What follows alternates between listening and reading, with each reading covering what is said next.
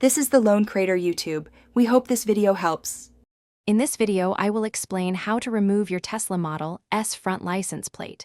First, identify the mounting method, as some plates are screwed in while others use adhesive. You'll want to gather a plastic trim removal tool, a soft cloth, and possibly some adhesive remover. Always ensure your vehicle is parked safely and securely before you begin any work on it. Once you're ready, carefully insert your plastic trim removal tool behind the edge of the license plate holder.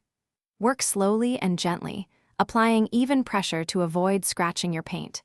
If your holder uses adhesive, you might feel some resistance.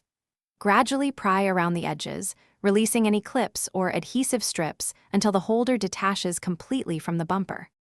After removing the plate holder, you'll likely have some adhesive residue left on your bumper.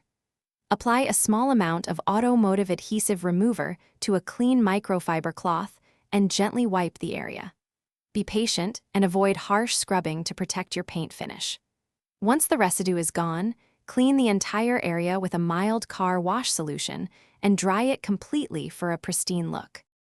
Now that your front bumper is clean, you have a few options.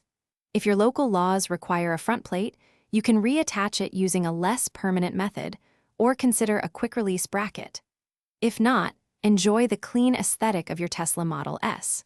Remember to check the description below for links to the Owala water bottle and other helpful deals to keep you refreshed and ready for your next project.